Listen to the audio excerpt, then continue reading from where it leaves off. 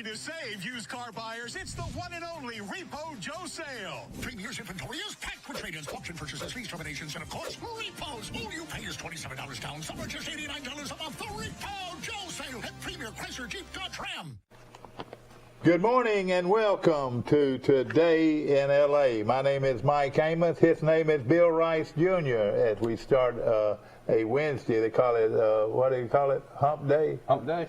Hump Day as we get ready for a huge football game between the Trojans of Troy and I don't know their nickname, the something of Coastal Carolina. the Chandeliers. That's what I was trying to get you. What is a Chandelier?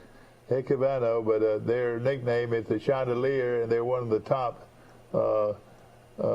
teams in the country. They ranked 24th today in the. I know they would have been ranked number 12 if they would have beat App State. Yeah, but they didn't, and of course App State. But the team that really is looking good is Louisiana. The only game they lost was to Texas, the first game of the year. And they're really playing good football. But they win a lot of close games, so they win. And whoever the smart guy was, we've got them for homecoming. Playing Louisiana. Max said that, somebody said that the Michigan State coach was going to be the next LSU coach. Yeah, a lot of people, I've heard that, and so everybody's ruling out Napier. Although in local talk radio, I understand that two of the hosts got into a big fight with each other because one of them was suggesting that Napier would be a good hire, and the other said, no, you ain't hiring nobody from Lafayette to come up here. Well, you know, of course, they did the smart thing. That'd be like hiring somebody like the Troy coach to go coach in Alabama. And I will tell you, one of the smartest things in the world that Louisiana Lafayette could have done was change their name to Louisiana. That was the smartest move that they could have made. I think it was too, yeah. So they are the school in Louisiana. You got LSU and you got Louisiana, which used to be Louisiana Lafayette. It's now Louisiana. What do you think about that? I always got confused. You had Louisiana Lafayette, Louisiana Monroe. That's right. There was another one too, wasn't there? Louisiana Freeport or something. Oh, it's been a bunch of them. A bunch of those. It's what like we call the directional schools. Yeah, that's right, directional schools. I never really liked them because there were just so many of them. That's right. There was nothing original about them. Well, of course, we are off to a good start on a Wednesday. It looks like it's going to be raining a little bit today. I ran into a little rain coming over here. Oh, you give me a newspaper every day when we leave the show, and I read the weather summary on the back of the advertiser. Yeah. And it gives the rain to date, the rain for the day, and how much it has rained for the year.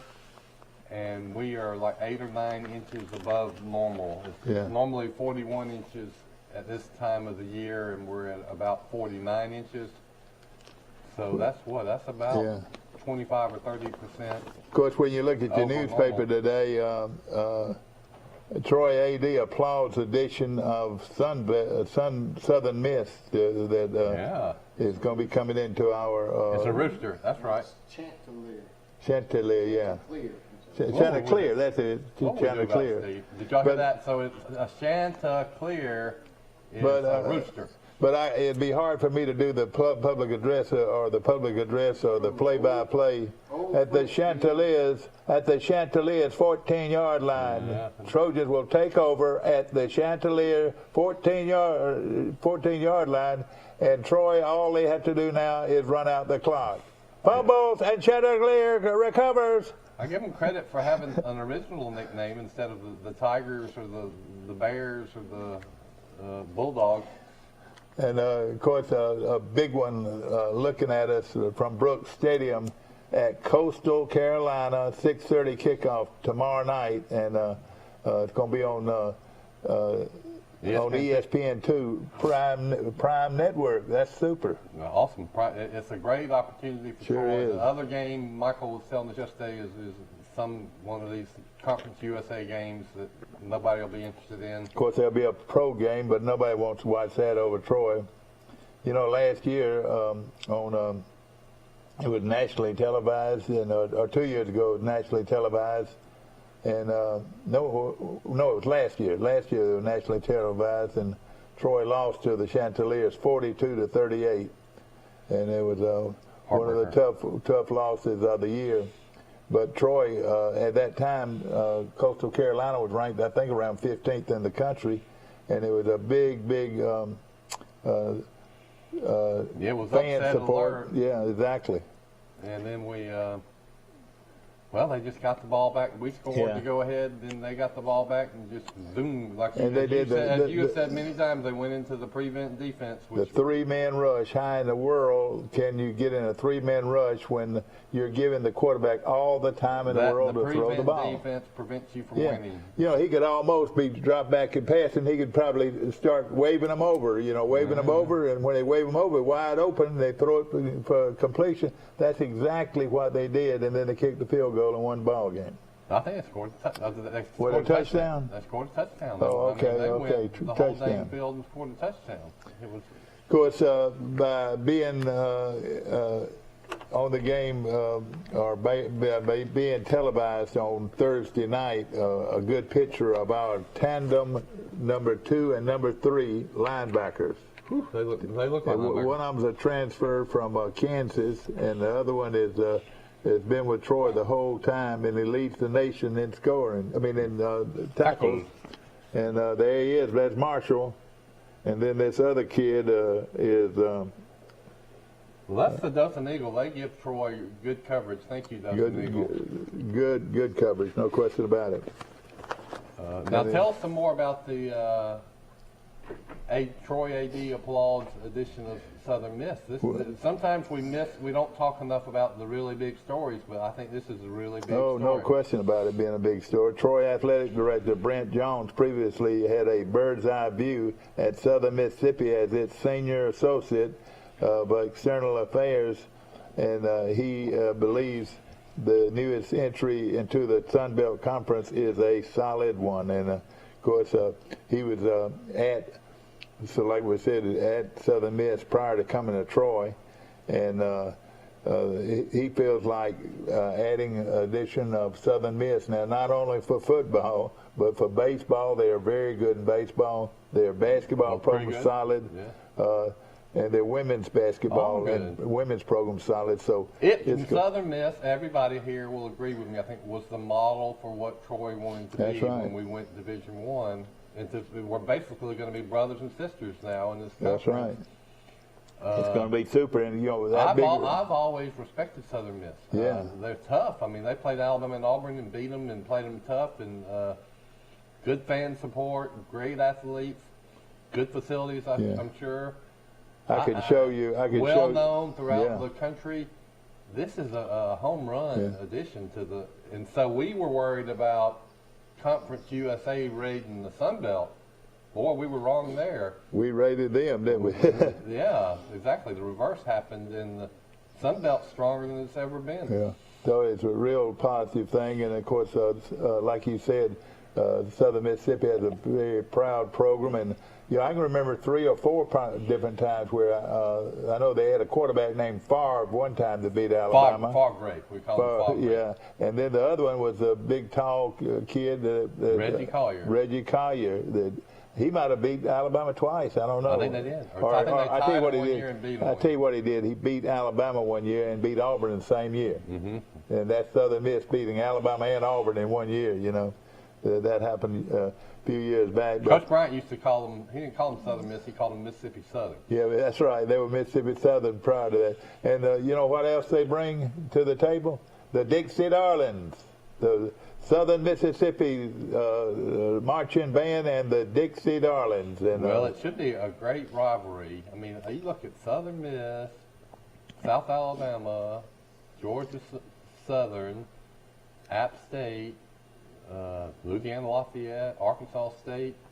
That's not a bad game, really. Oh, yeah. I mean, you're interested in all of them. Yeah. I mean, heck, Louisiana Monroe was the bottom cellar dweller, and then all of a sudden they've beaten all these teams. Well, I can see this also, and I think they ought to write it in the contract that they bring their band brings their entire band to Troy, and we bring our entire band to Southern Miss or Hattiesburg, and that marks for great pageantry every year. Mm-hmm. That leaves Jacksonville State at home. You know what I'm saying? We're going to leave old Jacksonville State at home. You know, Jacksonville State, we want they them to must stay be home. kicking themselves because they could probably have been in the Sun Belt if they didn't take the final step to move to Division I. Yeah. And the other teams that are joining the Sun Belt are said to be Old Dominion and James Madison. And James I think Madison is making. Old Dominion already Division I? I'm thinking they are. But James Madison's not. But they're they've already announced they're making the transition. It gives them an opportunity to be Division 1A. And that is the Sun Belt model for success. Instead of going after these Florida Internationals and Florida Atlantics like other conferences or Middle Tennessee's, the Sun Belt went after big-time established 1AA programs that were making the move to Division I, i.e. Georgia Southern, i.e. Troy, Appalachian State, et cetera, and now James Madison comes into the... Exactly. Well, and then, Troy was Division 1A before Georgia Southern, and and then Troy, now it makes Southern Miss a big rival, and that's going to be a big rivalry. And already we got South Alabama as a big rivalry. Morning. Good morning. How you doing? We're talking about Mississippi Southern joining the Sun Belt and how excited we are about it. Southern Mississippi. Yeah, I went on their fan base. I was reading a lot of comments yesterday. Their fans seem to be all about it. Have a lot of regional rivalries with Louisiana Lafayette, Ma Monroe, Southern Miss. Also big rivals with South Alabama and Troy. And Sunbelt's blueprint looks like it's going to be just regional teams. I felt like Conference USA had a chance to get bigger because I thought they'd build bigger markets. But looks like the Sun Belt's going to win out when it's all said and done. That's what we thought might happen. The opposite happens. It was. Well, let me tell you this. You had Marshall and Southern Miss to the Sun Belt, man. That is two unbelievable programs. That's right. And your dad and I were just talking that James Madison and Old Dominion will be good too. James Madison is a premier, really fine 1AA elite powerhouse that should just make the move to Division I with no problem whatsoever. Who is that now? James Madison. How about this? They were also in the College World Series in softball this year. They were? Wow. It's going to improve all sports, no question. Troy could make the College World Series one day. No question about it. Make it in baseball and softball. That's right. And, of course, you bring in Southern Miss, Mike, and that's a real good baseball program. It's an excellent program, very comparison to Troy. Here's why I think it's important. Well, there's a lot of reasons. But one day, Troy is going to have fewer of these games against the name brand teams. Now we get one every year. I think in the future might get one every 4 years. A game against South Carolina, Tennessee, LSU, etc. So that's going to be a hit for Troy, a financial hit. But you're left with, I think they're going to end up playing more conference games because the conference gets bigger. You're going to have to play more conference games. But these conference games you're playing are very attractive to the fans and even regional TV, I think. Mike, you don't have to read my mind which one of these teams I would not really want in our conference. Who would that be? Well, Old Dominion. Old Dominion. Get Old Dominion out of there. Old Dominion's out of Norfolk, Virginia. They're the largest university in Virginia. They have 25,000 students. Oh boy! Well, there you but go. I still, though, their name recognition is not very good. Now, they were pretty good in basketball over the years. Yeah, of course, some people say, about what's the Virginia team that's Liberty? No, not Liberty, but James Madison. James Madison, to a lot of people, is not a very good name brand, but they've been good in a lot of 1AA stuff. And, well, I have a good connotation of both of those schools. Virginia is kind of a upper crust elite, old, it's the birthplace of Thomas Jefferson, etc.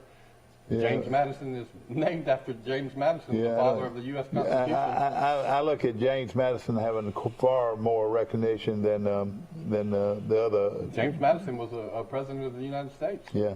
What I'm saying, I don't have near the problem with James Madison as I do the other one that we just mentioned. Old Dominion. Old Dominion. The NCAA basketball tournament 8 times.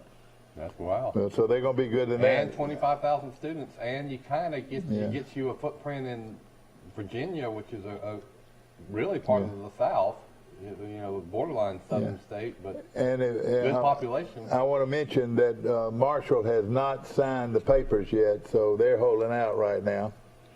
And for the teams like Jacksonville and people like that, we leave them behind. And, they were our big rival. I just soon leave them behind. Yeah, I'm going to say it. I've never been a Jack State fan. I haven't either. If you're a Troy guy, you're not for Jack State. I've had some interactions with some of their athletes and coaches and fans, and I don't. I think they're a little rough around the edges. And, you're exactly right. I stand corrected. Old Dominion's been in the NCAA tournament 12 times. Oh man, so they're a big-time basketball program, aren't they? Yeah, that's good. Yeah, they play in a basketball arena that holds 8,500 people. Oh, okay. Mike, and of course, you got to have everything solid, like that, and it does add some strength to our basketball program. Mm-hmm. And it's a big school, 25. I didn't know that, 25,000 students. Now, I would think James Madison was a big school. Norfolk, Virginia is a big town. Yeah. Well, let me tell you about the Sun Belt. Troy, of course, Troy and the Sound of the South Marching Band, I would think would be the top band program in that league, but now they've got a real competitor called, their band program is James Madison's band program marches 500 people. James Madison's does? Their band, Jacksonville State. No, Jackson, no. James Madison's band program has 500 members in it. I think Game Day went to James Madison one time. They played for national championships and won a couple at 1AA and in football, they got a real good following. I think fans, good students, good academics. Another thing about it, they're good academic schools. Yeah. These are. Well, and another thing too. Marshall only has 12,862 students, so it's not huge. But they're all on campus, though, Mike. Mm-hmm. That's another thing. That's a big difference to a lot of them is that they're on campus. So that's 5,000 more than Troy has. I would think that the other school that you were talking about enrollment, I imagine a lot of those just walk on. Probably a lot of them are just walk-on students from the community. Well, if you're talking about like kind of one of these urban community that's schools, right. That's right, a commuter school. Like, really. I would think that, and I could be wrong, but I would think UAB that. is that, to me, it's a downtown urban that's school, right. like what Louisville is, Memphis is, there's a lot of them. Exactly, you're exactly right. I prefer the old standalone quadrangle Give me 8,000-10,000 people on this campus, and I'm tickled to death. Green space, pretty co-eds walking across campus. That's the picture of college for me. Yeah. I'm a college snob. James Madison has almost 23,000 students. Yeah, and I would think they're pretty much on campus too in Virginia. Yeah, I would think so too. They're in a town called Harrisonburg. Harrisonburg. That's is that the? Cost $21,000 a year to go to James Madison. Hey, where you getting all this information? It's called Wikipedia. We know everything about you. Their mascot is Duke Dog. Their nickname is the Dukes. Yeah. James Madison Dukes. Yeah. So D-U-K-E-S. And welcome to the Sun Belt, James Madison and Old Dominion. I'm looking forward to seeing them. Now, I think that the Sun Belt's going to have to go from 8 games a season to 9, And maybe one day they'll go to 10, don't you think? Just like the SEC's talking about doing. Now, Mike, you also said Dad, this gives you 2 more campuses to say you went to in your life. You've already been to Marshall and you've already been to Southern Miss. Yeah, been to Marshall twice. And make a trip to Old Dominion. I'll go up there to Virginia with you. Yeah, that's a pretty drive. Yeah, beautiful. It's been a long time since I've made it. Especially during the foliage, it's beautiful. Yeah. Go through the Blue Ridge Mountains and. But Mike, go back to some of the comments that you saw from Southern Miss people about joining the conference and its rivalry with Troy. Well, I mean, they just seemed like they were excited to have some rivalries and not travel as much. You know, they had to go as far as like UTEP, the games, and then travel as far as down to play like Florida International and Florida Atlantic. So I mean, the travel will just be better as well. Yeah. That's a good point. They say they're going to save $500,000 or more a year on, traveling. Yeah, and we're here. We're talking about the tennis team and the track team. In the West Division. Yeah, but going up to Virginia is a pretty long ways too, though. Yeah, all of those are plane flights. They'll be in the West. They'll play Southern Miss. Will play Lafayette. They'll play South Alabama. They'll play Arkansas State. They'll play La Monroe. As far as Texas goes, they'll have to go to Texas State, but travel won't be near as bad. Well, they're not going to be in the same division as Troy's in. Is that right? It'll be just like it is now. There's Eastern Division and Western Division. Well, I'll tell you what they're going to do then. I'm thinking. Troy's in the East. But I'm thinking off the top of my head as you say this, the schools they're talking about adding, they're all in the East. They're probably going to move Troy over to the West and then bring in those 3 schools. I know. That would sound right, wouldn't it? Yeah, you think Marshall, James Madison, Old Dominion would be with App State, Georgia Southern, Coastal Carolina, and Georgia State. Yeah. And then that leaves Troy in Southern Miss's division. Mike, what kind of football? That'd be even better. That means Troy plays Southern Miss every year. That's what I'd like to see. I bet they do that. Yeah. So they'll. The West would be Troy, South Alabama, Southern Miss, Lafayette, La Monroe, Arkansas State, and Texas State. And then you'll have some, then you'll just. And then you got basketball schools too. You got Texas Arlington, Arkansas Little Rock. All right, wait a minute now. That's not established yet. It's not established yet exactly what division we'd be in. Is that right? Well, we're speculating. We're already in the East. So you would think we'd move to the West. Yeah. There's already 2 divisions already. Yeah. They're going to talk. It'll be interesting to see what the SEC does with the addition of Oklahoma and Texas. They're going to have to reconfigure these either divisions or some people are talking about something called a pods. 14 pods. It'll be different too. Yeah. Mike, you got to get Missouri out of the East. Yeah. All right, Mike, back to this general discussion about all the new schools going into the Sun Belt. And Marshall having some type of questions about whether or not they want to go or not. Is that true? Well, they just hired a new president, so they're waiting for the president, I guess, to be involved in the discussions. But they're the only team that are holding out so far. It doesn't sound, they're up in West Virginia. It doesn't sound right being in the Sun Belt Conference. You know what I mean?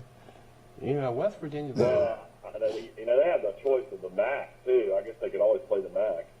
I don't think they want to do that. And then Marshall is probably always been hoping for a big time conference. You're exactly right, but if you look at it, you would think that the MAC would be a perfect place for Marshall. Yeah, they've already been in the MAC before. Oh, have they? Okay. Southern this out has 14,600 students. That's on campus, though. Mm-hmm. That's a big on campus enrollment. That's great. Their most famous alumni is some guy named Brett Favre. Well, I tell you what, he's one of my favorites too. I just love watching him play football. Favre. He's pretty controversial on the mic. I listen to him on Sirius LA Radio. Boy, he tells it like it is. He doesn't sugarcoat anything. Yeah, I tell you, I like him. And here's my Favre story. I went to see Gene Stallings' first game as Alabama coach, I think. Coffee. And it was against Favre and Southern Miss. And I remember reading, I did my due diligence before the season. I read a story about Southern Miss, and they said they had a good quarterback, but he had been in a traffic accident in the summer. Oh, really? But he recovered, and they thought he was going to play. They thought he was going to be all right. I said, okay. Well, I go to the game, and I get there early, and I'm watching warm-ups, and I'm watching this Southern Miss quarterback, and it's really one of the first times where I said, my gosh, here I am from 100 yards away from this kid. That ball is zooming, man. I said, who is that kid? Yeah. And then he proceeds to throw for over 300 yards and beat Alabama. Yeah. Alabama has played them every year for as long as I can remember.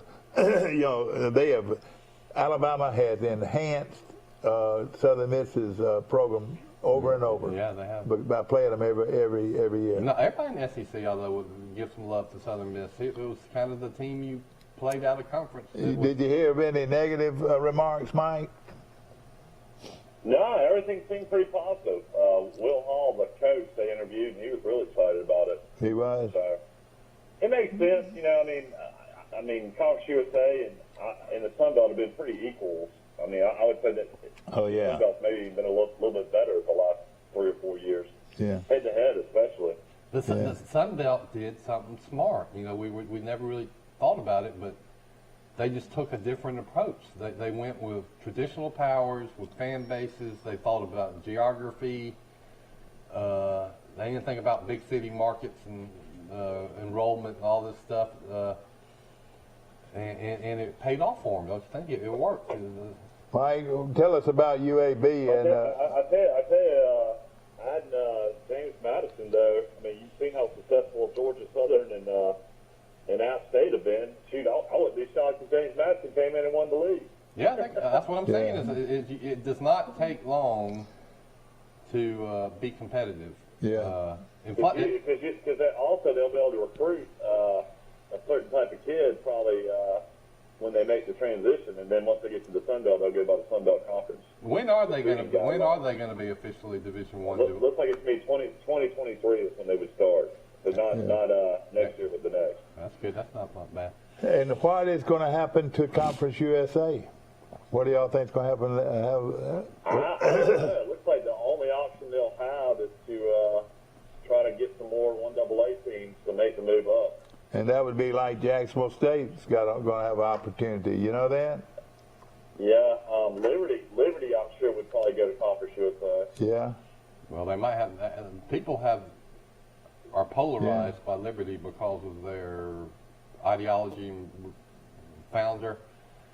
I would have been perfectly fine to have Liberty in the Sun Belt Conference. Yeah. They're good. Looks like nobody wants to mess with Liberty right now. They've got a lot of stuff going on off the field. Yeah. Their chancellors and presidents. Yeah. We want to take a short break. Of course, this show is brought to you by Premier Dodge, Chrysler, Jeep, and Ram trucks on the bypass in Troy, Alabama. Nobody beats a Premier deal. Nobody. We'll be back. Get ready to save, used car buyers. It's the one and only Repo Joe sale. Premier's inventory is packed with trade-ins, auction purchases, lease terminations, and of course, repos. All you pay is $27 down. Some are just $89 a month. The Repo Joe sale at Premier Chrysler Jeep Dodge Ram. Welcome to ESPN College Football. This is going to be wild. Run it.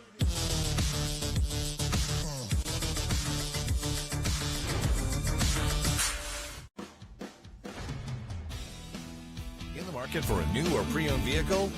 We've got what you're looking for. So come see us at Bill Jackson Chevrolet Buick GMC in Troy, and you too can experience the Jackson satisfaction. Bill Jackson Chevrolet Buick GMC. You'll have nothing but fun at the National Peanut Festival, November 5th through the 14th. See clowns, magicians, the tourist circus, along with amazing midway rides. For you animal lovers, we have racing pigs, the Sea Lion Splash Show, and livestock exhibits. Don't miss our concerts, including Randy Houser, Gabby Barrett, and Parma Lee. All brought to you by these great sponsors. Visit nationalpeanutfestival.com for details. A personal touch, a high level of trust. Whether it's checking and savings accounts, personal or business loans, or our local friendly service. That's what Troy Bank and Trust customers expect. But now we offer more. Free identity theft protection for our new and existing customers, protecting your family's time, money, and good name from identity theft. Because protecting your identity is now a big part of our identity. Thursday through Saturday, it's the Repo Joe sale at Premier Chrysler Dodge Jeep Ram. All you pay is $27 down to make the payments on the windshield. Bring your trade. We'll give you top dollar. Visit RepoJoe.com to find your bargain. The Repo Joe sale at Premier Chrysler Dodge Jeep Ram. You'll have nothing but fun at the National Peanut Festival, November 5th through the 14th. See clowns, magicians, the tourist circus, along with amazing midway rides. For you animal lovers, we have racing pigs, the Sea Lion Splash Show, and livestock exhibits. Don't miss our concerts, including Randy Houser, Gabby Barrett, and Parma Lee. All brought to you by these great sponsors. Visit NationalPeanutFestival.com for details. Commercial. Oh, they get a lot of that stuff. Back to our show, and of course brought to you again by Premier Dodge, Chrysler, Jeep, and Ram trucks on the bypass in Troy. And how about this Repo Joe? What's the deal on him? He's got some real deals going on, and we'll talk more about it today. Yep. All right, the only teams left at Conference USA is Marshall, Southern Miss, and Old Dominion leave for the Sun Belt. And then James Madison moves up. UAB's left to go to the American Conference. Florida Atlantic's left to go to the American Conference. Charlotte, University of North Carolina, Charlotte's gone to the American Conference. University of North Texas has made the move to the American Conference. Rice University has moved to the American Conference. University of Texas San Antonio has moved to the American Conference. The only teams they'll have left are Western Kentucky, University of Texas El Paso, Middle Tennessee State University, Louisiana Tech University, and Florida International University. Yeah. 5 schools. Oh my God! It's on its deathbed. But you know what? Here's where schools like Jacksonville State and people like that trying to get it in Division I is going to have an opportunity here. I don't particularly like it, but it's about a 5-year process to do it, and then we were just talking. I don't know. Johnny Williams could tell us how much it costs, but I mean, you got to have X number of sports, such and such facilities and stadium sizes, and I don't think they can do it. Yeah. If they would have done it, they would have done it already. Yeah. Now with inflation and everything costing more, people spending less money going to games. It's even harder to do it and justify it than in the past. But I mean, I bet they're kicking themselves saying that we should have done it 10 years ago. But I still think there's going to be some opportunities for them. If these schools have to go independent, they'll pretty much just get rid of football, probably. That's good too. That's a good point. I've been predicting that. Who would that be? I think a lot of schools are going to give up. That'd be a lot of schools. Football or Division I sports for economic reasons. It's coming. Well, it's why did the Sun Belt not have interest in Louisiana Tech? I don't know. I read something that told me that the Louisiana Lafayette and Louisiana Monroe do not like Louisiana Tech, and they would not be happy if that invitation was extended, and they would not support it. Yeah. And I think they are a little bit more uppity. I think they're sort of uppity, Mike. I think they think they deserve to be up higher than the Sun Belt.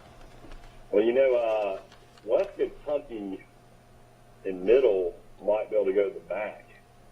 I mean, I know they're in the South, but I mean, it wouldn't be that far to play some of those MAC schools. Here's what they're going to do. I love making predictions. 60% of them come true.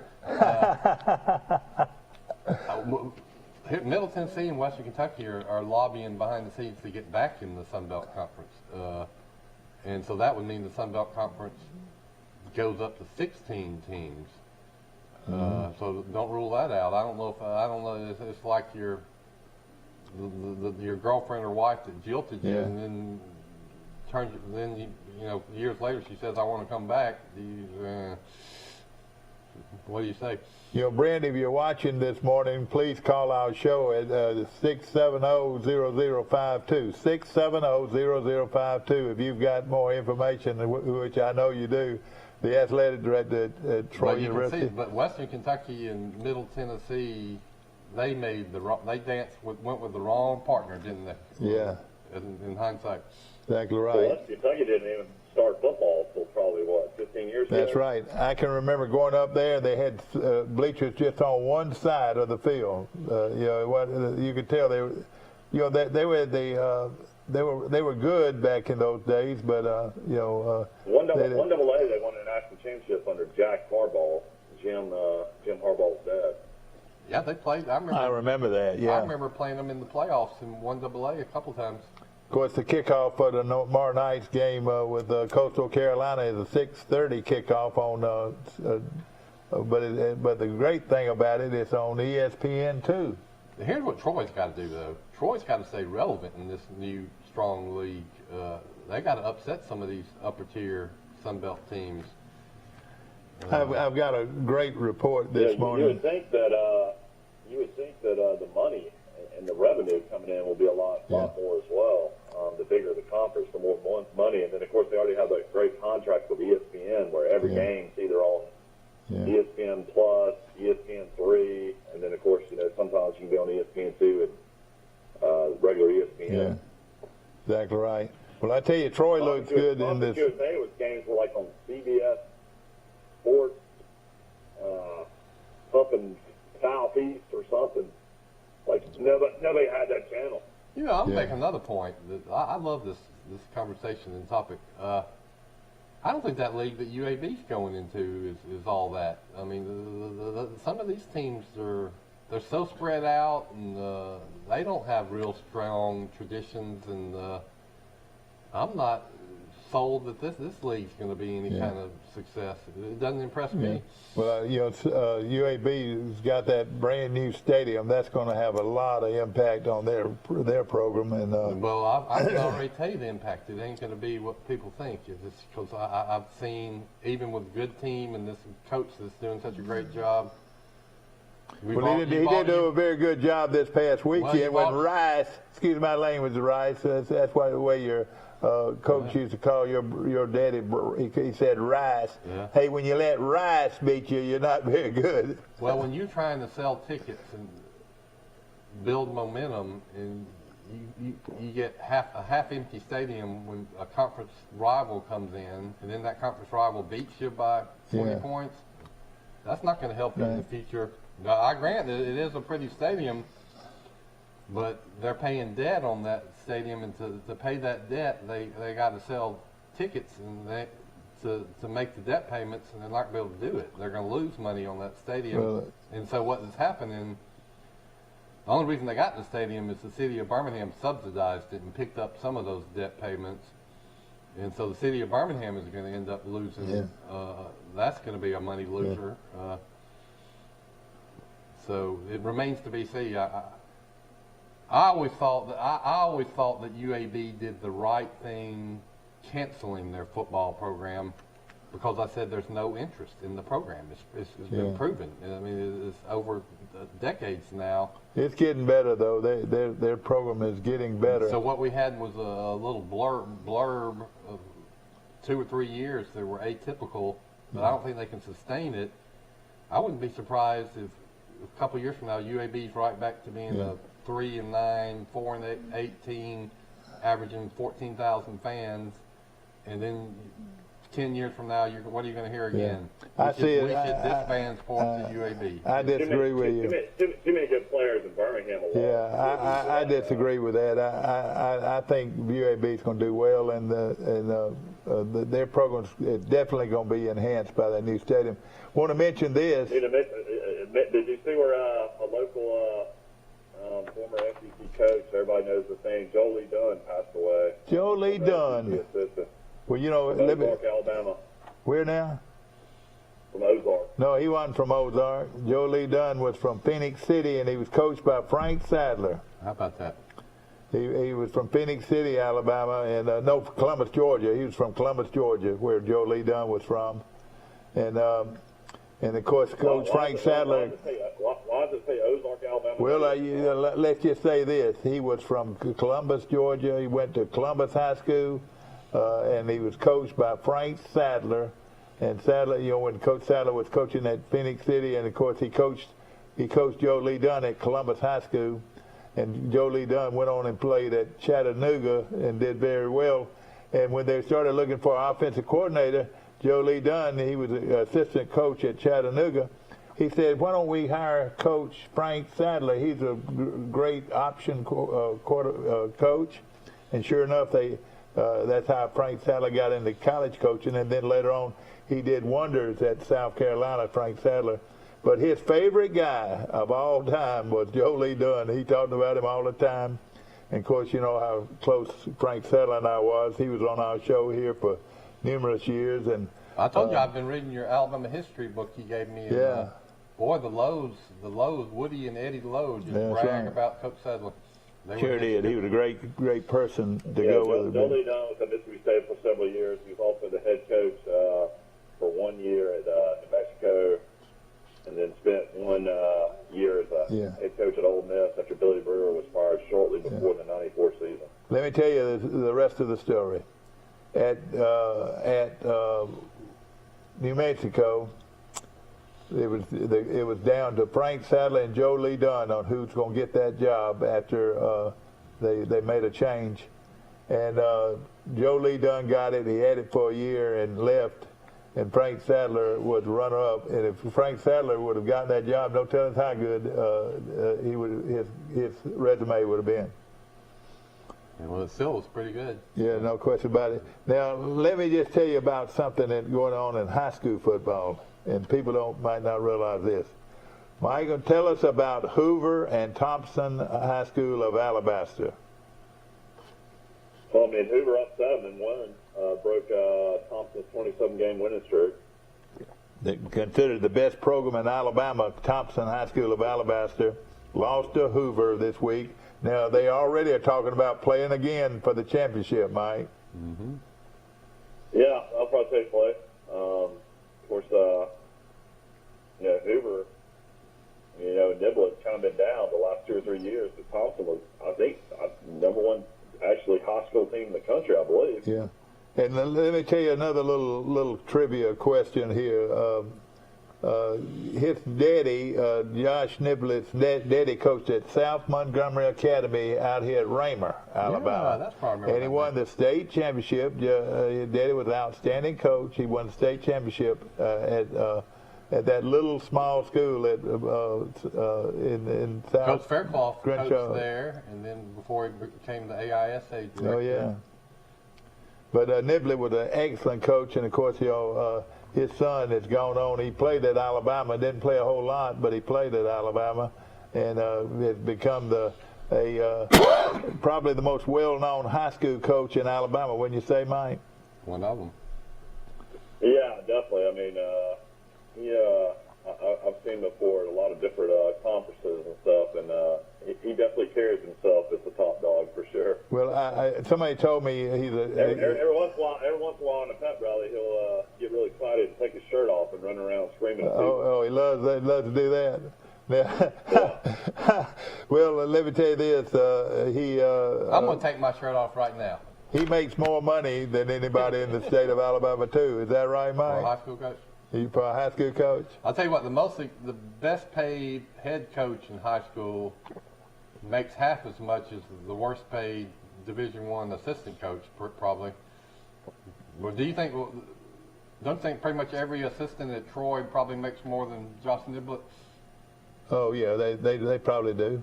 I think an average Sun Belt coach makes around $100,000 at least.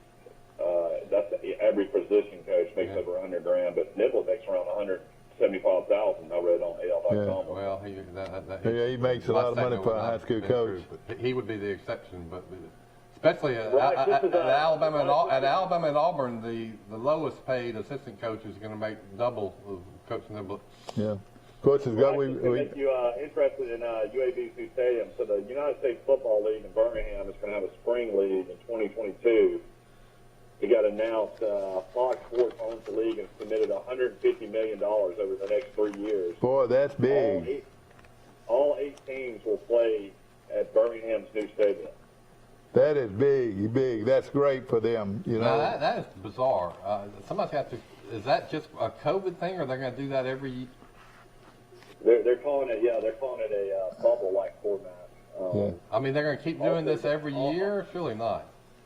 Also, the World Games were coming to Birmingham as well. See, that's big too. Bring people from all over the world. Birmingham's team's going to be the Birmingham Stallions like the old days. Oh, really? So anyway, it's overall estimated impact on the city of $15 million.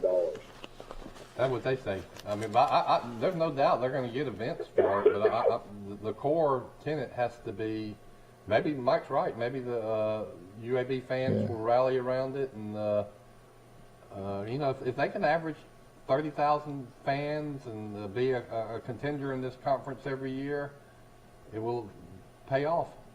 Apparently, all the players playing in the new USFL league will be staying also at the Birmingham Sheraton.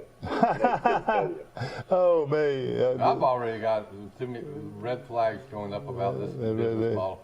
All right, here he is, right here, Mike. They've already started showing his picture everywhere. His name is Arch Manning, and I want to tell you something about him. Of course, he is the son of Cooper Manning, isn't that right? I think so. He's the son of Cooper Manning, the brother of the two Manning boys. And, you know, he's the one he's the oldest Manning. Yeah, that's right. And his name is Arch Manning, and he's considered the top recruit in the land or in the country. And it's next year. He's only a junior, isn't he? Let's see here. Yeah, he is a junior. Yeah, well, let me tell you this. I saw him against a team on TV the other day, and I hate to tell y'all this. I just thought he looked mediocre to me. Let me tell you, that team I think they sacked him about 6 or 7 times. He might be he was playing against a larger school, evidently. He goes to Newman High School in, I reckon in New Orleans. It's where that's right, in New Orleans, and they have some real tough competition. Did he go to the high school where his uncles went? I don't know.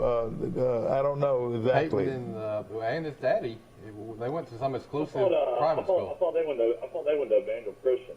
So the son. No, well, I don't know exactly where they went, but this guy goes to Newman High School. I reckon it's Newman, Louisiana, I reckon. And he's considered the top player in the country. But now, if he's a junior, why is he being recruited so hard like this? Do you think they're going to let him go a year ahead or what? what? He could, but he can commit anything he wants to. Yeah. But you're right. I mean, nowadays they recruit them early. I mean, Trevor Lawrence, they were probably doing the same thing with. Well, let me just say this: they're getting Arch Manning, we're getting Tucker Kilcrease. Give me Tucker Kilcrease. And ladies and gentlemen, this weekend, Charles Henderson of Troy travels to Brantley, Alabama, to Bulldog Stadium in Brantley for a big football game between the Brantley Bulldogs and the Charles Henderson High School Trojans. I know. Big 5A school against 1A. This Brantley fans going to be out there rocking the bus. You think they are? Probably going to have the biggest crowd in Brantley history, I would think. I would think so, too. I would think that this is the first time Troy's ever played Brantley. They played them in football before, I remember, back when your dad played. And I don't think they've ever played in Brantley. Maybe I'm wrong. Well, that's surprising because, I mean, it's so close, and Brantley's got unbelievable tradition. Of course, you know, they played them, but, they were 1A playing against a 5A. It's going to be a... Well, what do we call Brantley here? The Bulldog, we call them Titletown. Titletown. We call them that for a reason. Yeah, exactly. No question about it. And, of course, Coach, and some of you Brantley folks, we'd love for you to call in. Number is 670-0052. We'd love to hear from you Brantley Bulldogs this morning. And first of all, Mike, when does Auburn play and what channel? Auburn plays at 6 o'clock. I'm trying to get to the sports book in Vegas in time to maybe take somebody in that game. But I'm going to bet my house. I already told my wife on Houston against SMU. Houston 6-1, SMU 7-0.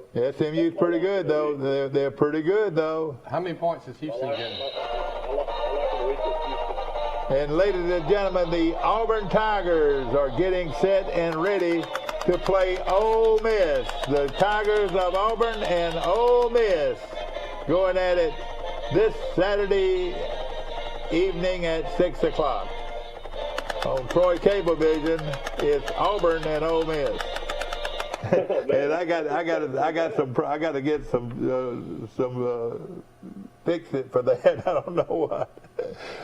Auburn needs some. You need some WD-40. Yeah, I reckon I do. But the Braves looked good last night. Won the first game of the World Series, 6-2. Tell me about it. Unfortunately, their starting pitcher Charlie Morton fractured his fibula, got hit by a ball. Oh no!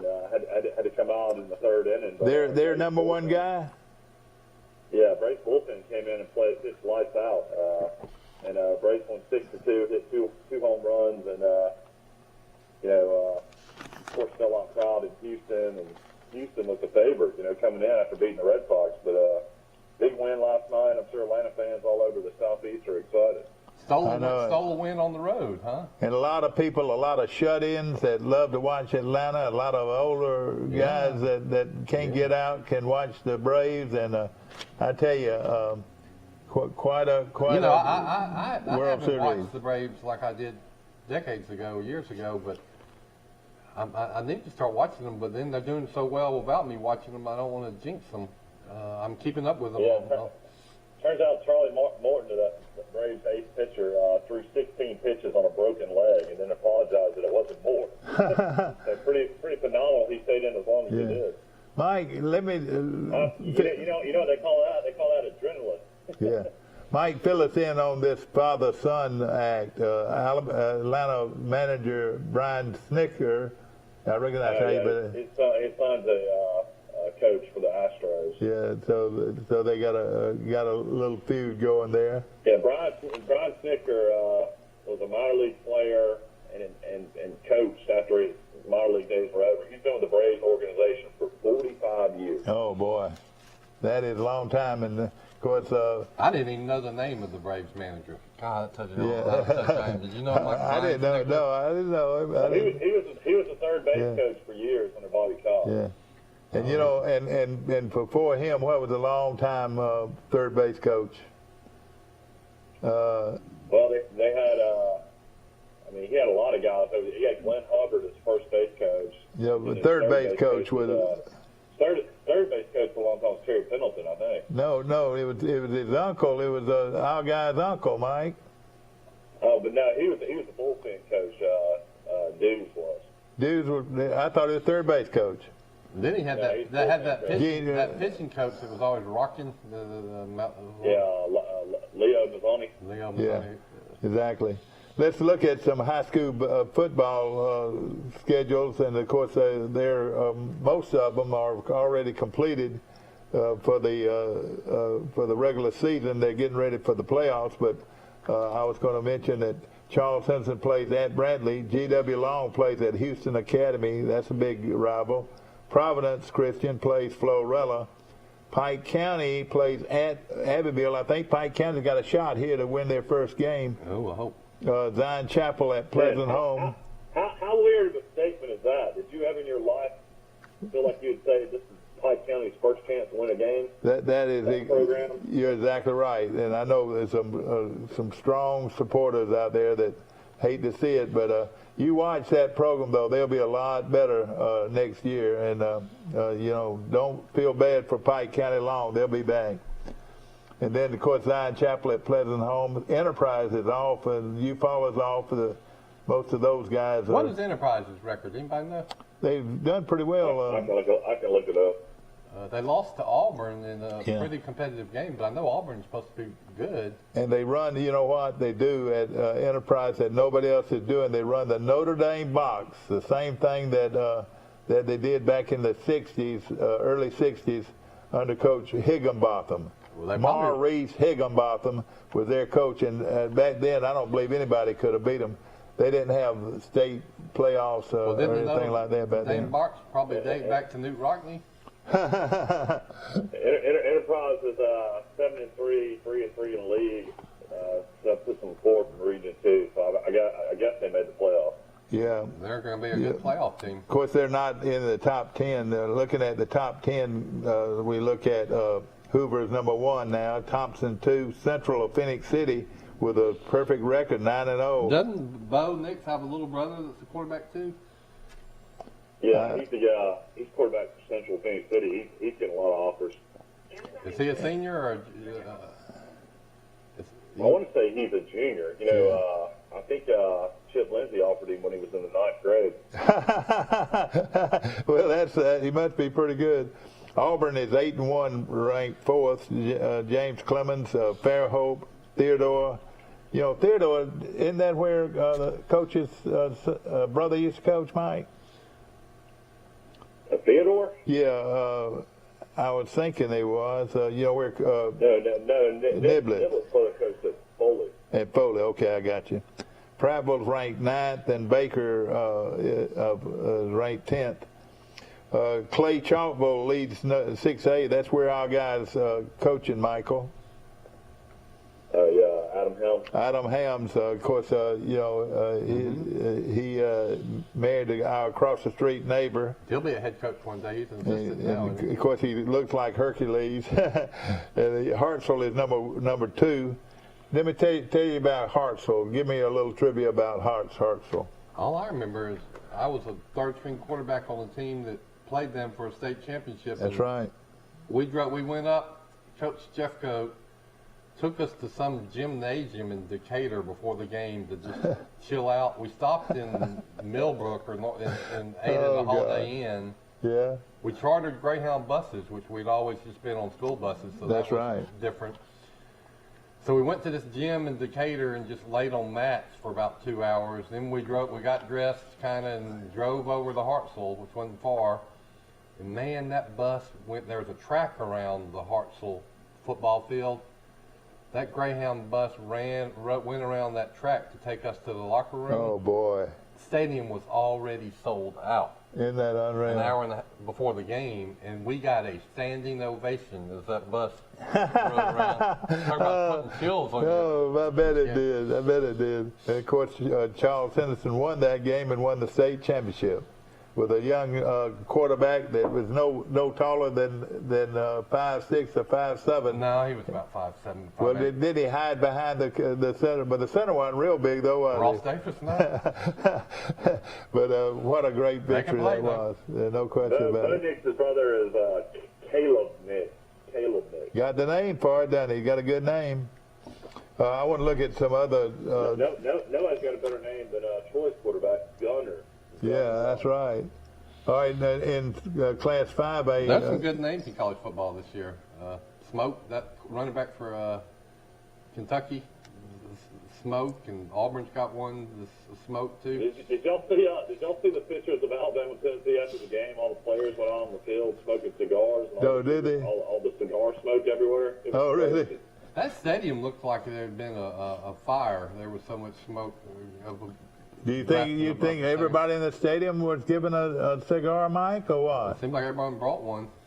Everybody brought one, yeah. And it was legal to smoke in that stadium, is that right? No, it's not. They turned their back on the rules, which, thank you. It gives me hope in America. Apparently, Troy, Alabama's own Kid Rock was there. I saw several was Kid there? Rock in the box. Yeah. Oh, awesome. Of course, Kid Rock is known as Bob Ritchie in Troy. Now, where was he in the box? The baseball game last night? No, he's at the Alabama-Tennessee game. Oh, okay, I got you. All right, Class 5A has Pike Road, and boy, they have a great team. They're ranked number 1, Pleasant Grove 2nd, Alexandria, Gunnersville, UMS Wright, Russellville, always a good program, Leeds, Parker, and Central of Clay, and then St. Paul's. All are ranked in 5A. In 4A, we've got Madison Academy, and that's Bobby Godsey, Mike. He's got Madison Academy, number 1. Now, you're talking about a fine coach, Mike. Bobby Godsey's a great coach. Yeah, they're great coaches in high school football. I mean, and now the college coaches are starting to understand this because so many of them have made the jump from high school and done what spectacularly well. So, and of course you got Biger and then American Christian. Now American Christian, Michael, was in the Alabama independent schools for a long time, and then they got out of it. And look at them; they're number 3 in Class 4A. Well, look at Madison Academy; they have been a powerhouse for decades and. They're a private school in the public school league. I was looking for some local teams here, but now looking at 3A, Catholic High School of Montgomery is ranked number 1. A lot of people think this might be the best football team next to Pike Road. Pike Road. The best team in Montgomery, and of course. Coach Hambright just said that I think Catholic and Pike Road had Division I prospects in just about every position. That's right. It's really something. But you know what? One thing about them, they recruit. They're able, as a private school, they can recruit, can't they? Yes, of course they can. That's right. Oh, yeah, no doubt. I mean, if they can give them scholarships or something, like Montgomery Academy and Trinity can do it too, but, I mean, the tuition that Montgomery Academy is probably more than the tuition that let me tell you a little something here. Coach Mike DeBose's Bobcats are ranked 9th in the state in Class 3A, so look out for the Bobcats in the playoffs.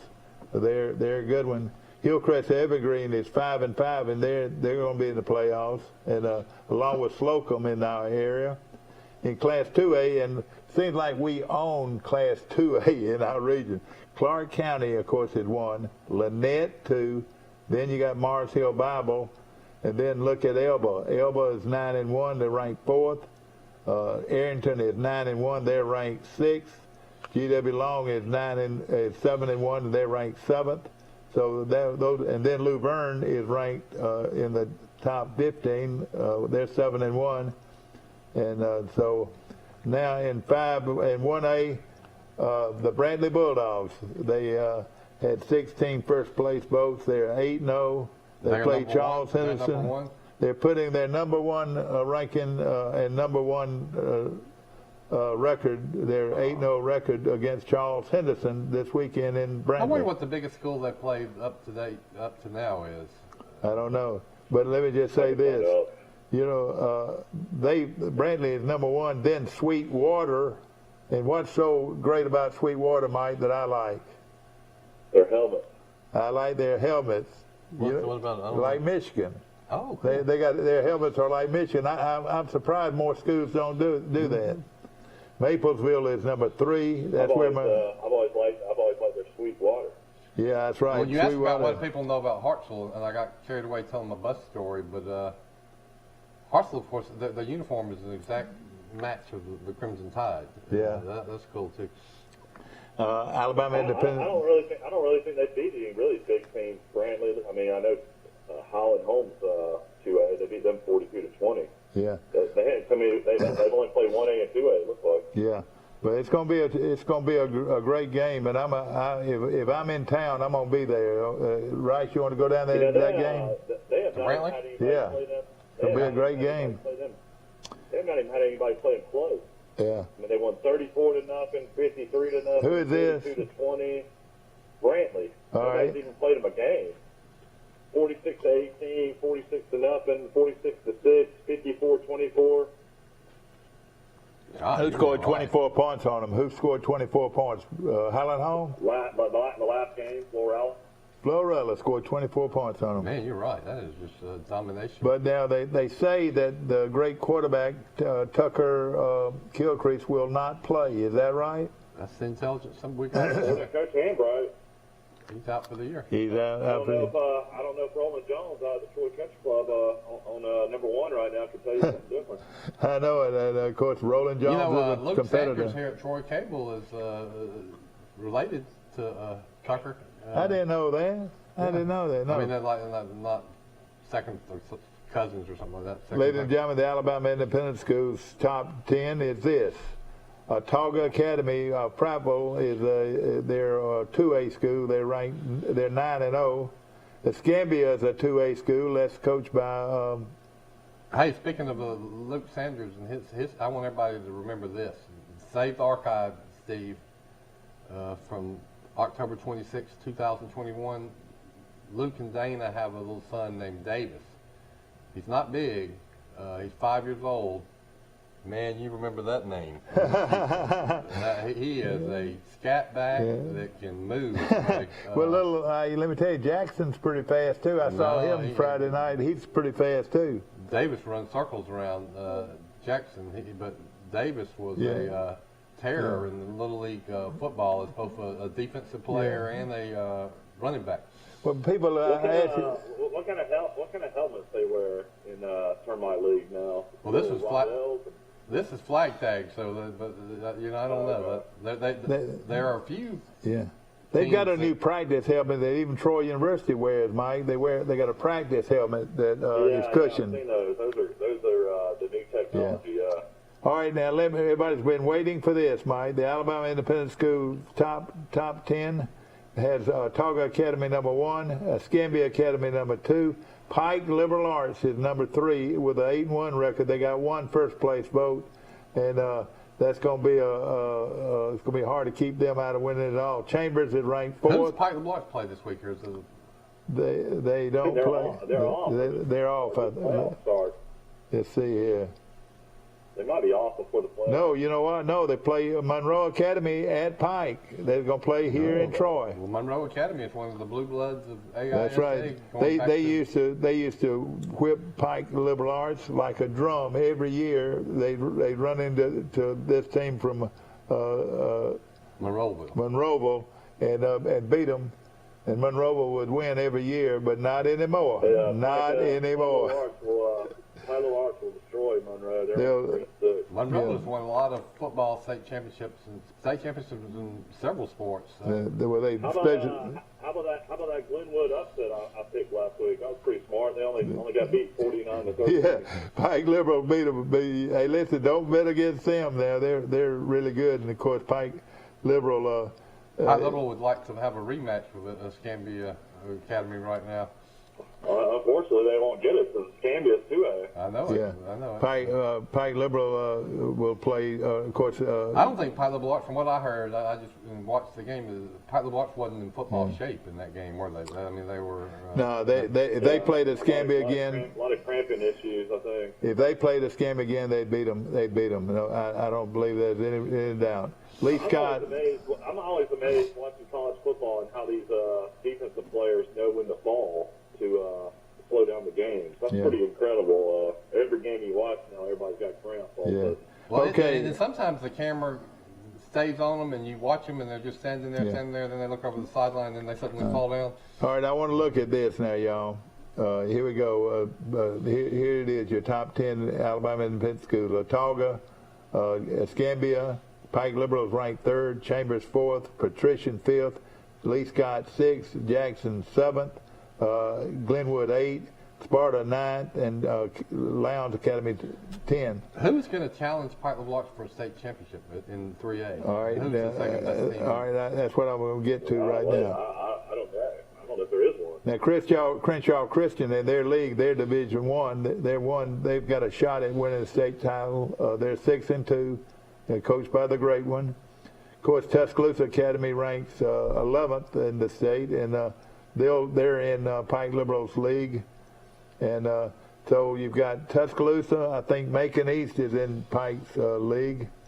You've got Lowndes Academy is in Pike's league. I think they're 3A.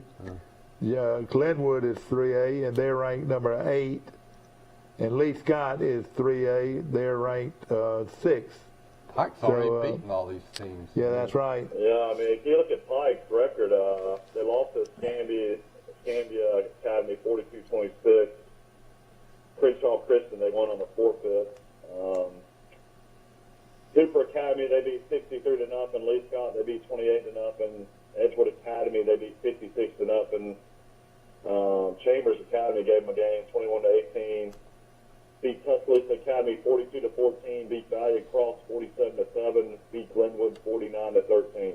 So why do you? And they'll turn around having to play them again. And this is what they want to stay in the league for, so they can win all these 47-0 games. Now let me tell you this. Let's look at it this way. Let's say that Pike Liberal Arts was going to play a 1A or 2A schedule. All right, they would probably play Brantley or Sweetwater or Maplesville or Pickens County. But what they would do, they would play Elba, Arrington, G.W. Long, and Luverne, Highland Home. And, of course, they would play Goshen, and they would play Arrington, as I mentioned. But I would still play games that are going to, you can get good gate sales. But all of those games are within a 50-minute drive, and they're all going to have a lot bigger. You're going to have to expand your stadium is one thing you're going to have to do. I'll tell you that if you do. And then of course, you've got the private school in Dothan. You got 2 of them there. You got 3 of them now since if they do it, they're going to be so happy they did it. They're going to look back and say, "What was our thing?"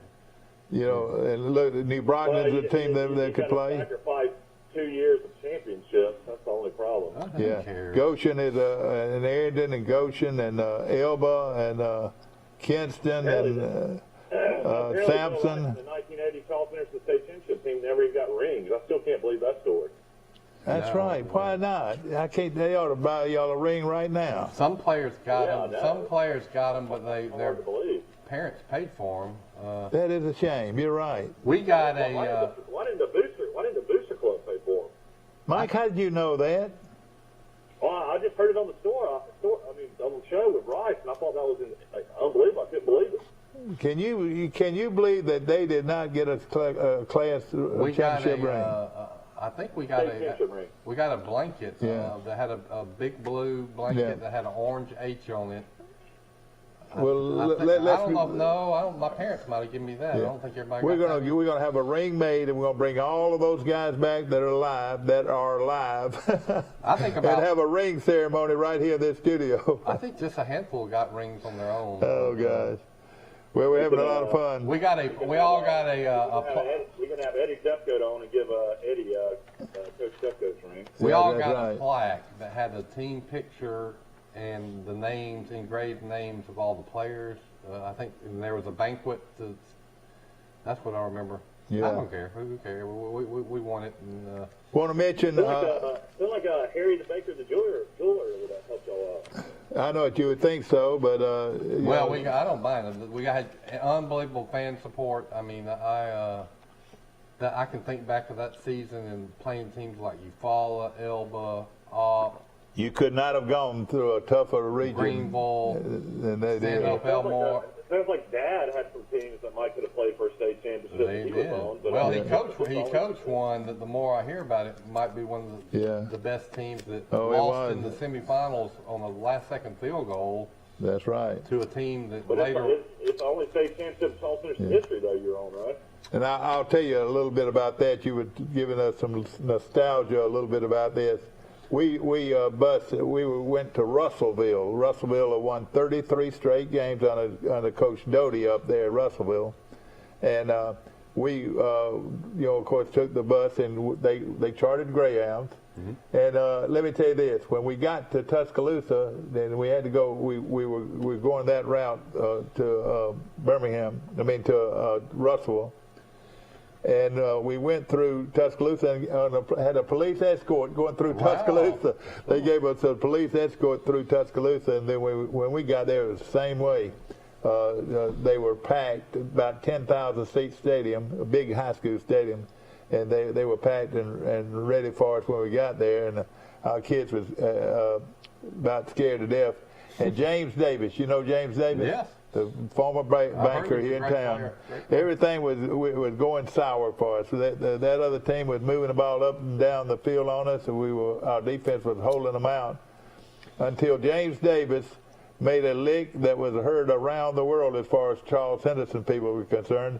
He caught one of their people standing around a dead ball punt, and he unloaded on him. Well, they penalized him 15 yards, but let me tell you this. they were scared to death after that. That was a league heard around the world, and of course Steve Flowers made a huge catch late in the ball game, and we scored and we tied it up 7-7. And we had them stopped on the last play of the last series of the game. Well, actually, the last play of the game. And this guy came in and never kicked a field goal in his life. Kicked a 47-yard field goal. Oh my God! I know I get further and further away, but 47-yard field goal to beat us 10-3. The next weekend, 10-7. The next weekend they played a team from Anniston, Sachs High School of Anniston. And they had just got through beating a team from Birmingham, real bad. But of course, we felt like we were the best football team next to Russellville. The next week, right? That's right. Russellville. So that means that Charles Henderson would have won easily. Yeah. Well, so that was a state championship team that. Exactly. The team that Troy the next. What year was that? It was 1970. Well, everybody needs to remember the Charles Henderson 1970 team. But that was a great team, but also the team that Charles Henderson had with Ricky Huner and Richard Bassett was a real good team. That's funny though. I played on the 80 team that did win it, but that was exactly a decade after the 70 team. And of course, Jim Tompkins coached those teams, and excellent coach team. You talk about the lick everybody remembers. There's one from that season that all Charles Henderson players and fans will remember. It was in Greenville in the playoffs, close game like all of them were against these Wiregrass teams. And Greenville punted, and Ken Anderson was a really good punter. That's right. Wide receiver. He got it, zoomed around to the side, and Michael Thomas, who I think is still a state trooper, or maybe he's retired. Oh, yeah, big Michael Thomas, yeah. Defensive end, great player on that team. He peeled back and hit a guy that was getting ready to tackle Kent. It was an important block because Kent had to get by this guy. Yeah, that's right. He not only hit him, it was like a cannon went off. right in front of I know the guy, yeah. And then Kent ran it back for a touchdown, and that was the winning play of the game. Yeah. But I have never seen a harder hit than Michael Thomas. I tell you what, you look and see the teams that they had to beat to make it to the final game was just unreal. The competition. That was, I would say that I didn't play, thank goodness. But I was on the sidelines, and I remember that Greenville game as being the hardest hitting game of the season between two teams. I tell you what, I saw that team of ours beat Andalusia the year before that great team that went to the state, and that was a real good Troy team. Yeah, we beat Andalusia up. I tell you what, football. You fall off. It would actually be hard to say there was ever any better football in Troy and Pike County than during that time. Well, I for remember the 70s, early 70s. In 1980 was a magical year, really. Charles Henderson went 13-0. Alabama was on this 31-game winning streak, and they were 8-0 when they finally lost to Mississippi State. When Don Jacobs was stopped on the goal line. Yeah, the that's last play of the right. game. So 8 weeks into the season, Charles Henderson's undefeated. Alabama's undefeated. Troy University under Coach Bradshaw. That's right, was sure were. 8-0 with Willie Tullis as the quarterback. Yeah. So that was a. How did Troy finish that season? Well, they lost. I don't remember that. They lost two heartbreakers. One to Jacksonville. Jacksonville and North Alabama. That's right. Games that were all one-score games. So I was at the game at Jacksonville, man. That was a heartbreaker. That was when they weighed the field down. Best team, probably. Yeah, that's right.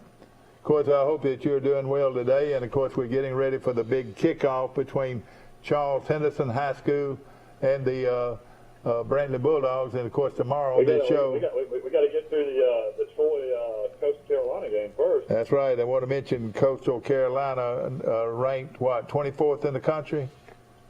Yeah, I thought Lafayette would be ranked instead of Coastal, but Coastal is the ranked team out of the Sun Belt. Well, I was looking for it, and in my paperwork here. Yes, the Stephen boats as well. And you know what helped Troy last year with increasing the brand of the Sun Belt was the Sun Belt playing when a lot of conferences and teams quit playing and getting so many national television games and pulling upsets. But last year, the people started to really pay attention to the Sun Belt. Coastal Carolina, Louisiana Lafayette beat some people, Arkansas State, Appalachian State.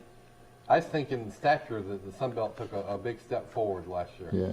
Of course, tomorrow we'll get more involved in the Troy game. Of course, I want to mention also that the great article in the Day's Advertiser about the and the Dothan Eagle. There he is. And so we'll be talking a lot about that. Does he look like a running back or not? Tank Bixby, we're talking about. Troy line's come down to 18. Had it come down? Yeah, it was nice. I hope we just don't have another repeat of the BYU game. All right, Mike. Braves will be playing tonight as well, so that game will be on Fox at 7:10. Yeah. All right, let me read to you Todd's status. Senior wide receiver Reggie Todd continues to be on suspension after being arrested last week on charge of hindering prosecution in relation to a shooting at Mobile's Ladd Peoples Stadium during a high school football game. While Todd remains on the team, his status for the rest of the season has yet to be determined. Boy, they need to let him play. That's just something that we have to run its course, Lindsay said. We're hopeful for some good news, but at the end of the day, we've got to go with what we got and what we have. Hopefully, the situation will work out itself in the near future. And this kid has a chance to play in the pros. That's right. And make big money one day, and that's the situation. I mean, 24 years old, this is his sixth year in college. If he had a chance to play the pros, he would have left last year. Yeah, you're right. I didn't know he was 24 years old, but he's a heck of a player. This is a story of that. Obviously something happened, but we don't know the whole story. And it's a weird situation to be coming back from a football trip to San Marcos, Texas, and then all of a sudden you come home and a guy that's been charged with 5 counts of attempted murder is sitting at your house. Strange situation. But and apparently from reading his lawyer's comments, Reggie's lawyer's comments, that it wasn't like this was a close friend or relative of him. It was, I think it's a fairly close friend of his brother's. That Reggie Todd said didn't really know. And he had to be at the wrong place at the wrong time, didn't he? Yeah. Well, Troy's going to move on. They got guys that need to step up. They've had an extra week to get rest, and I'll be shocked if Troy didn't play their best game of the season against Coastal. And I tell you, I'm excited about it, and it'll be you folks that are going. It's going to be a great trip. Beautiful area and a beautiful stadium, and the campus is a very good-looking campus, and we're. I tell you what. If you go to Atlanta, go ahead and listen to me and go on the computer ahead of time and get the beach pass. Oh, yeah. Get the passing lane. Yeah, I did that one time. And later on. Yeah, we did that one time, and then I got a ticket about a year later. And for how much? $100. Oh, yeah, that's right. You had to pay for it, too. You talk about inflation, and we noticed the price of stuff in the grocery store. Another thing that's inflation is sky high is these fees and fines for like speeding tickets and running the stop sign. Man, they are getting you. These have gone from it used to be $50 for a speeding ticket to I think my wife got one. It's about $300 now. Yeah, it's ridiculous, really. I tell you, here's a little editorial comment, Mike. You just relax. Just Bill Rice's comment. It's almost legalized robbery. When they hit you for $300 for going 11 miles over the speed limit. But they do it. I mean, they don't raise taxes. What do? They raise fees and fines. There, I feel better. I hadn't had a ticket in 10 years, but the last two I had were both hitting the Florida line going to the beach. Yeah. And near Ponce de Leon, there's an old sheriff out there that used to sit out there, and he'd pull people over left and right. And my last ticket 10 years ago was $300. That's how much it is now. And then they get it's a double whammy because then they add points to your insurance and then raise your insurance. Yeah. You know, we did mention that Los Angeles Dodger great and Atlantic Braves great Don Sutton was honored at Atlanta's. That says Dodgers honor. Yeah, that's right. And of course, he was a great one. He's got family in Troy. Oh yeah. The great Don Sutton. Exactly right. In fact, his brother lives in Troy, the big Trojan fan. How about this? Let's write this. The Repo Joe sale is going on now at Premier Dodge, Chrysler, Jeep, and Ram trucks. And Repo Joe then makes the payments. It says $27 down and $89 per month, and you can drive away in a beautiful used car or truck from Premier Dodge, Chrysler, Jeep on the bypass. But get ready for this giant sale. The sale hours run through October the 28th from 9 a.m. to 7 p.m. on Thursday, Friday, and Saturday. And Repo Joe's in town to save you a lot of money. Saturday. There you go. And get ready for it. So, film that ad again. So yes, sir. Let's show it. Yeah, let's show it. This is the messenger. And That's good. That is. Move your hand a little bit. Huck and Jane and Bobby are doing a good job. That's right. I tell you what, when in the world could you pay $27 down and $89 a month for a vehicle? Yeah. And get a good vehicle from Premier Dodge, Chrysler, Jeep on the bypass. Of course, got a brand new car and trucks too. But right now, Repo Joe is in town, saving a lot of money. Well, this is This is a good picture of a young Don Sutton that Jane wrote about. I always really liked Don Sutton as a player, and as he was really good as an announcer too. Well, I tell you what, he was a young man, and Drysdale and Koufax were a little bit ahead of him. But just think of that rotation of Drysdale, Koufax, and Sutton. That was pretty good. Then you had some other pretty good ones, Claude Osteen and some other great ones that went with that. He was just good for such a long time, and just so consistent. And I mean, he never hardly missed a start, and he would go. When you went out there, you know you were going to get 7 innings. And his uncle was a dear friend of mine, and of course John Sutton, Mr. John Sutton, and his wife, two of my very favorite people on this earth. And of course we've lost them, but they are wonderful, wonderful people. And then Don's brother has really made a big impact on Troy University baseball, being a great supporters. And we're talking about Ron Sutton, his brother, and they all grew up in Pensacola, Florida, went to Tate High School. Yeah, but so they must have moved from Clio to Pensacola down in. Oh, they did, and that's where he went. Both of them played high school football and baseball. So Pensacola and Clio playing the Suttons. Well, and of course, it's time to get ready. Let's get ready. And of course, Health Action Physical Therapy is my therapist, and they do a great job for me. And of course, also Sandbuck Insurance, Denny Sanford, not only with offices in Troy, but also in Andalusia and Enterprise for your insurance needs. And of course, we appreciate them. And the A1 service is Terry Moats. And either if it's too hot, you got to have him, and if it's too cold, you got to have him.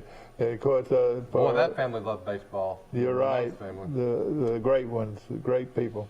Ideal Graphics, and we appreciate them so very much. And we appreciate you so very much to watching our show. Remember, tomorrow morning we're getting ready for the kickoff, and we'll be seeing you then as we get ready for a big day, getting ready for a big football game. I'm going to something neat tonight, a local event that parents might want to know about. There's Sorority Hill has some kind of Halloween. Oh yeah, trick or treat, yeah. Deal, and I've been told I need to take the kids. So yeah, it's big time. If you got kids and looking for something fun to do, go to. I don't know if it's tonight or several nights. I want to say it's tonight. So check out Sorority Hill has some special Halloween event. Yeah, look forward to it. I hope you have a great day.